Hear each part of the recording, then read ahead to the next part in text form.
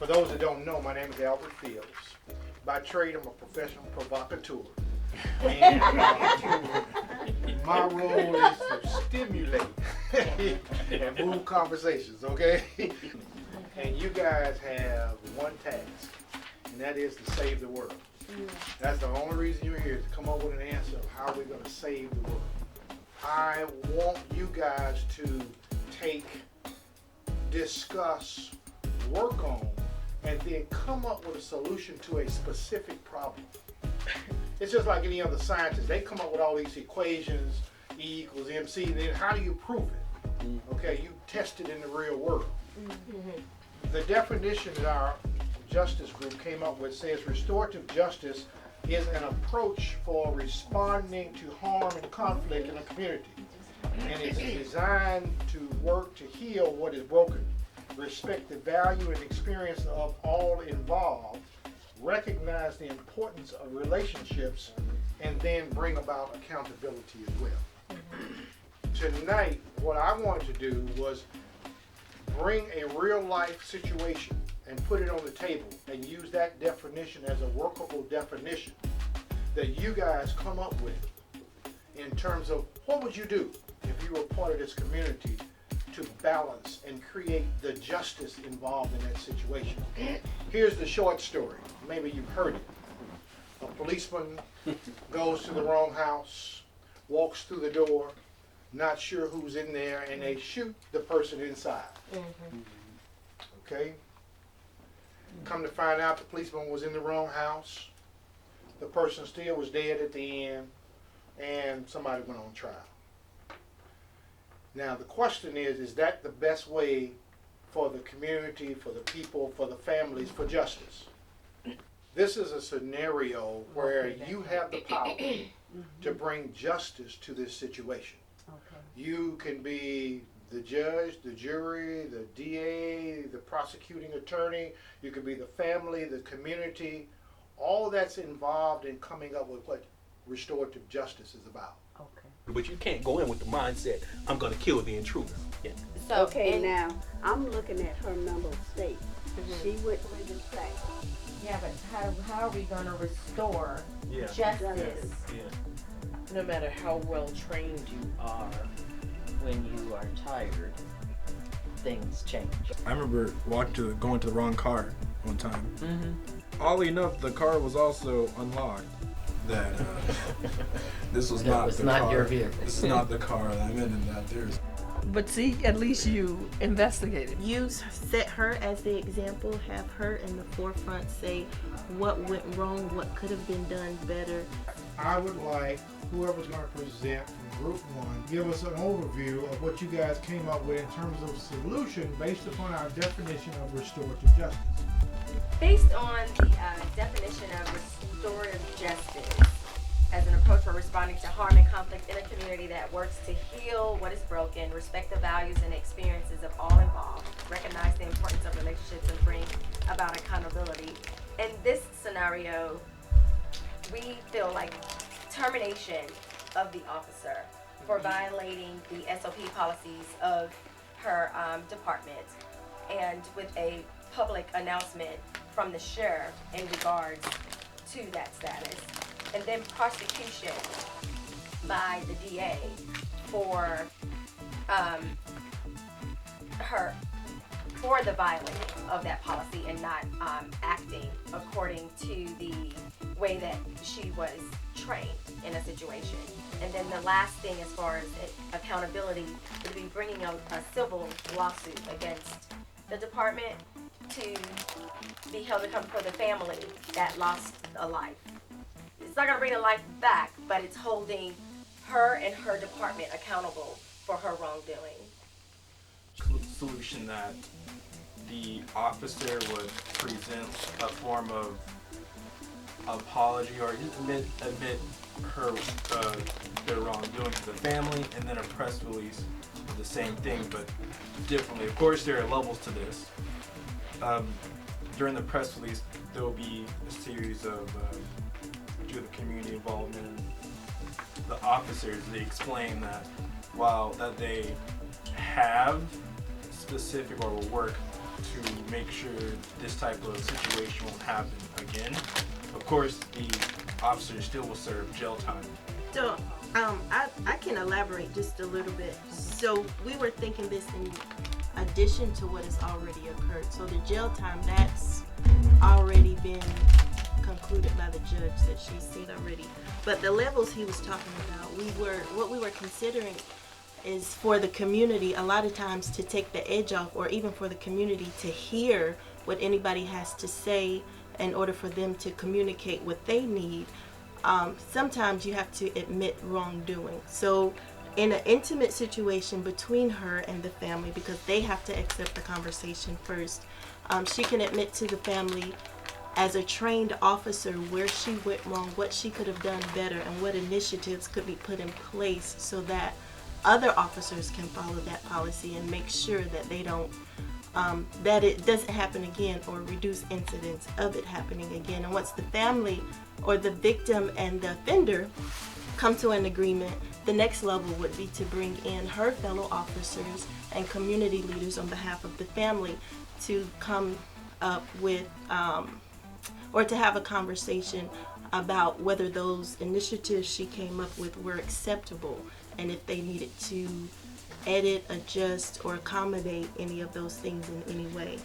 And of course, the community needs their Band-Aid as well, so we would send out a press release of that conversation, preparing the community for what they're about to hear in a town hall type environment. But that would be a series of town halls or conversations so the community can say how they feel about it, because ultimately it's the officer and her peers are charged with protecting that community, so they need to feel safe as well, because if their neighbor, their fellow neighbor was hurt, they're hurt. So the community will have an opportunity to listen and then respond with what they need in order to put their trust back into the community. But the conversation starts with the parties involved, because ultimately they are the ones affected. So who are the parties involved? Let's talk about it. Let's talk about that real quick. I mean, you can shout it out if you want to. Who are the parties actually involved in this incident? That department, The department? that Who else? officer, That officer, who else? The young man, young man who was killed, And Young man the who's victim family, and his family. His family, who else? and the community. The community. The community. Apartment complex where they were. The community apartment where it was, where it happened. Where Who the else crime- did you say? the Steve? crime I happened. said his friends. His friends, I would say the black community, the black community. community. Who else? Who else? perhaps The media. the community in the island that he came from. The community where he came from in the island. Dave, what was that you said? The media. The media? How does the media become a part of his community? Well, not a part of Or his community, part but of a part of being this story, because they're going to jump all over Because that. they're going to tell the story. They're gonna tell the story. They're going to Okay. tell the story. Okay. Now, it looked to me like both groups, you guys had different answers. So if I heard you correctly, the difference happens to be you're saying your history, your job, whatever it is that you do has an impact on how you come up with a solution. Is that correct? Correct. Correct. Correct. Well, just your lifestyle, but Based on what the media has given us. So we would have based our opinion based on on, our the media, emotions. the media's information, and our life experiences dealing with whatever Okay. the situation. That's group one. That's what they had. If group two had that information, would that have changed your decision? Okay. It would not have, those facts would not have changed my opinion. Why not, Sandy? Why not? Knowing that she was mad at her lover, Right. knowing that she was not tired, knowing that she had other things on her mind, Right. when she walked into that apartment and executed that young man. Right. So Okay. from a you put facts in front of me, I took those facts and we came up with a solution. Right. The solution would not have been any different at the end of the conversation based upon adding that information. We still would have been looking at levels of communication. The facts that are on here, she went in there and she made a mistake. The other group, they could have made the assumption that she premeditated. did it on purpose, or something about her integrity was impugned based upon the information that they had. So we went in assuming that she just made a mistake. She was tired. She went in there and she didn't know what she was doing. And She testified that her intent was to kill the intruder. First problem. Yeah. Okay. Wrong. She was totally wrong. She was wrong. There's no argument She on wasn't that. an officer. She was wrong. She was Oh, a no. resident. No, at she that was an time. officer. She was in her Yeah, uniform, she and still had she's a her uniform. representative of that department. Then she does not try to administer first aid, but That's stays the killer. outside the apartment until her fellow officer arrived, 10:02 p.m. She sends a text message to her partner and secret lover that said, "I effed up." Knowing that, Sandy, does that change anything? What's making you hold the course? The charge in my mind is find a solution to heal. Yeah. There we go.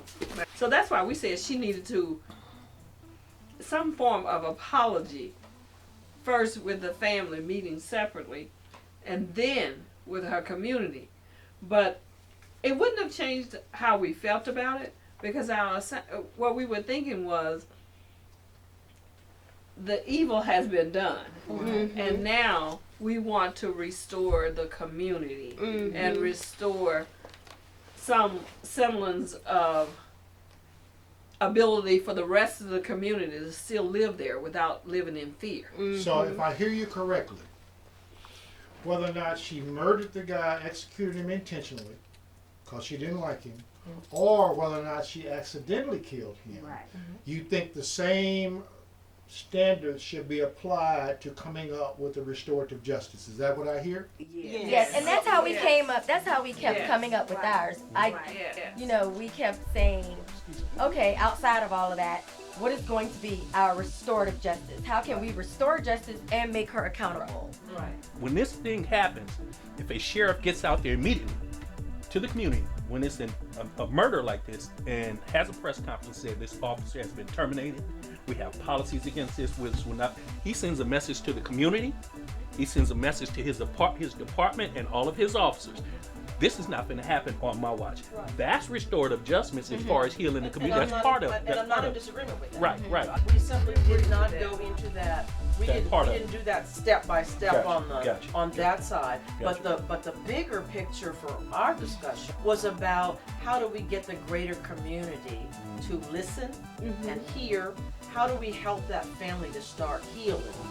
How do we ensure that she goes to jail, right? You said, well, jail time is automatic.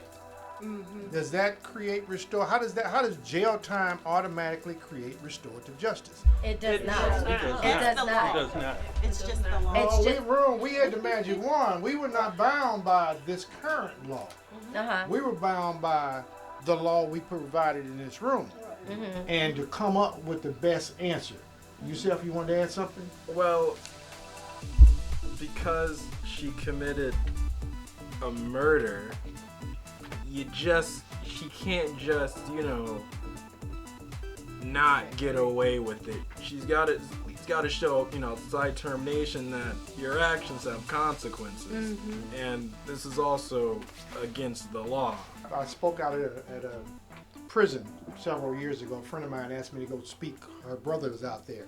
Here's how he ended up in prison. He and his uncle started arguing over who was going to eat the last piece of chicken. And it escalated to them tussling back and forth. He pushes the uncle falls over the chair, hits his head on the stove, and he went to jail. He got life. Is that justice? Did the uncle die? Well, The uncle dead. The uncle real dead. well, it depends You on. said for life? For life. He got life. He Now- got life.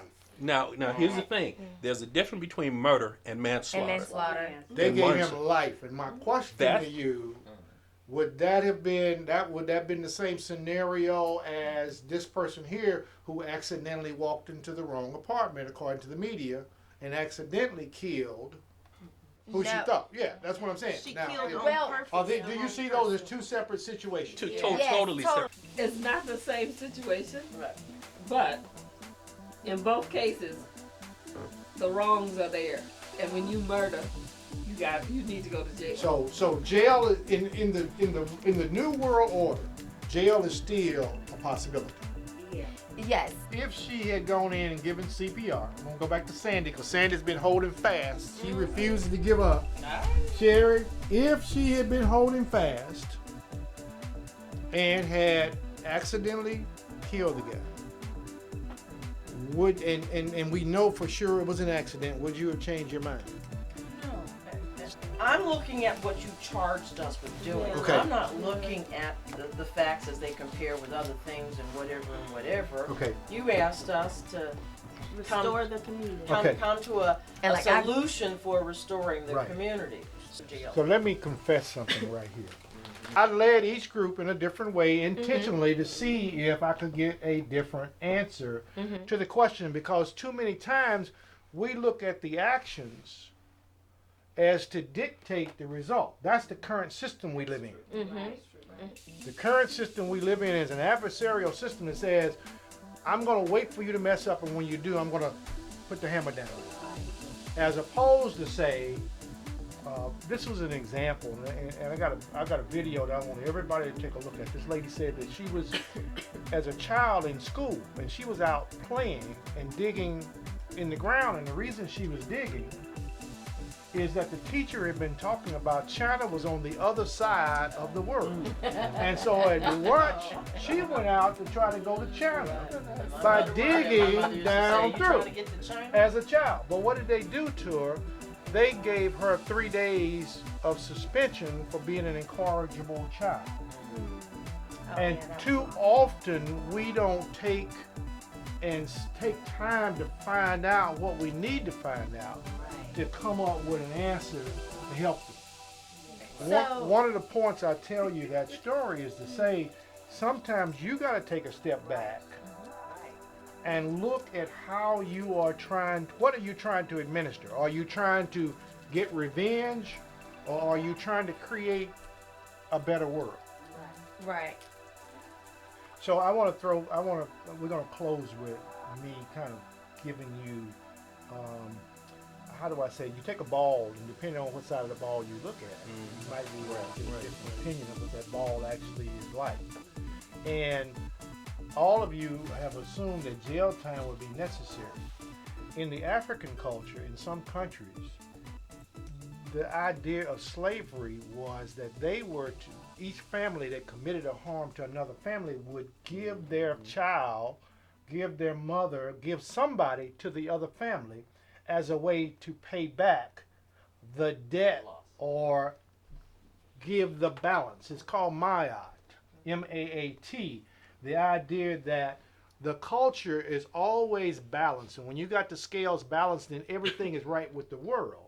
And so when you think about these actions, in my mind, I thought, what if she had to go to work somewhere and half of her salary would have to go to this family for 10 years? Wow. Would that be enough? Slavery in America today is not what slavery in Africa was hundreds of years ago. Never was meant to be.